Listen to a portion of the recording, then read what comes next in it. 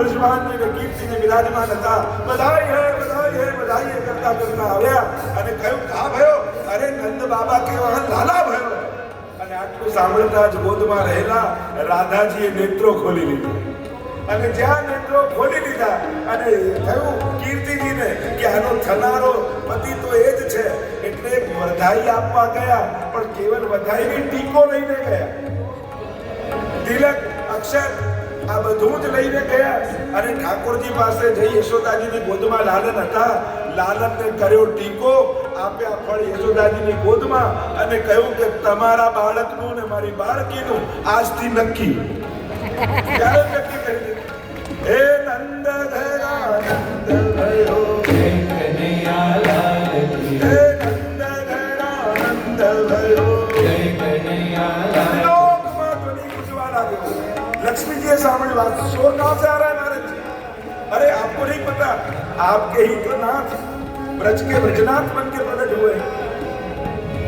और नारद जी कहने लगे इतने अवतारों के मैंने दर्शन किए, ऐसा सुंदर स्वरूप तो प्रभु ने कभी धारण नहीं किया. એટલા વખાણ કર્યા. લક્ષ્મીજીના મનમાં ચટપટી લાગી.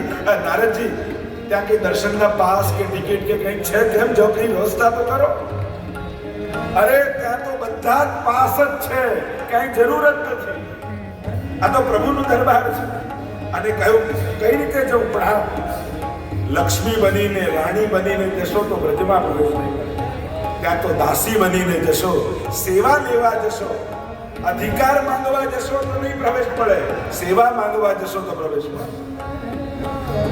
શું કરું? માલણનો વેશ બેલવન લઈ ગયા.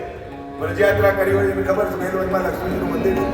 માલણનો વેશ ધરાવ્યો, હાથમાં ફૂલોની છાપ આપી અને કહ્યું હવે જાઓ.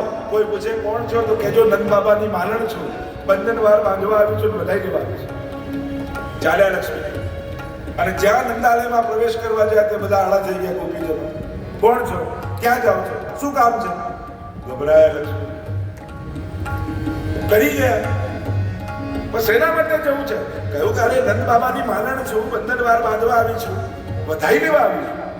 અચ્છા, વધાઈ જોઈએ છે. આમ કહી લક્ષ્મીજીને ઝોલી પકડાવી અને ગોપીઓએ જે શણગાર કર્યા હતા બધા કાઢી લક્ષ્મીની ઝોલીમાં ભરી દીધી. લક્ષ્મીજી ઝોલી જુએ, ગોપીઓને જુએ, ઝોલી જુએ, ગોપી જુએ.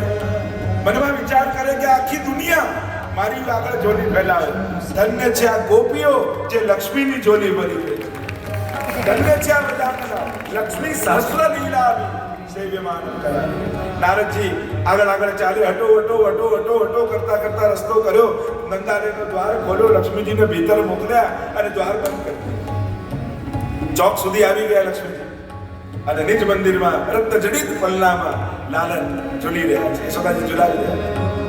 લક્ષ્મીજી જ્યાં પ્રવેશ કર્યો અને જ્યાં પ્રભુના સ્વરૂપના દર્શન કર્યા, અવાક બની.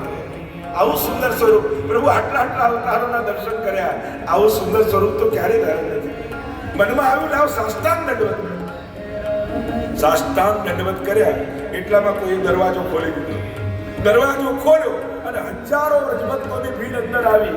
લક્ષ્મીજીને આવતા બધાએ જોયા, જતા કોઈએ ન જોયા. શ્રયત ઇન્દિરા સસ્વદત્ત. ઇન્દિરા લક્ષ્મીનો અખંડ નિવાસ તત આરભ્ય નંદસ્ય વ્રજ સર્વ સમૃદ્ધિઓ વ્રજમાં આવીને નિવાસ કરવાના. લક્ષ્મીજીનો અખંડ વાસ થઈ ગયો. અને અહીંયા તો ગોપ ગોપીઓ ભાન મુનિ એક જ ગાય. હે નંદ ઘરા નંદ ભયો, હે કનૈયા લાલ કી, હે નંદ ઘરા નંદ ભયો, હે કનૈયા લાલ કી.